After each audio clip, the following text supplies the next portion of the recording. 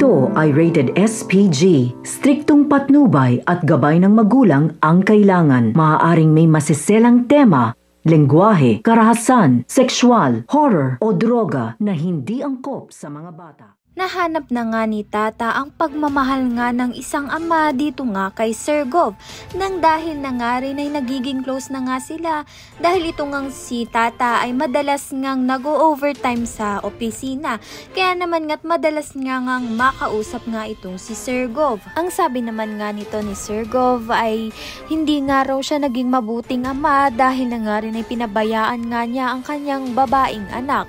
Kaya ngayon nga ay babawi nga siya at ipinapahanap nga niya ito. Ang sagot naman nga nito ni Tata na baka nga raw nasa tabi-tabi nga lang ang kanyang anak. Wala nga silang kaalam-alam na sila nga ang tunay na mag-ama. Sa kabilang banda naman nga maririnig nga ni Tata ang usapan nga nito ni Charmaine at ang inuutusan nga bumili ng mga ingredients.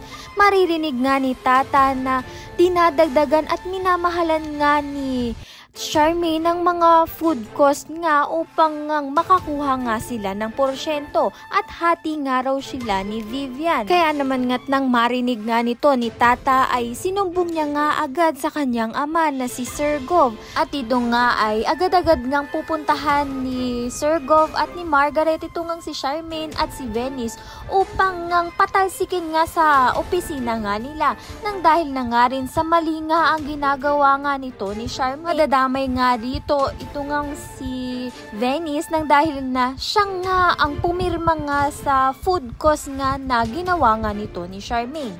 Ayan at iba pa ang dapat nating kaabangan. Maraming salamat sa iyong panonood.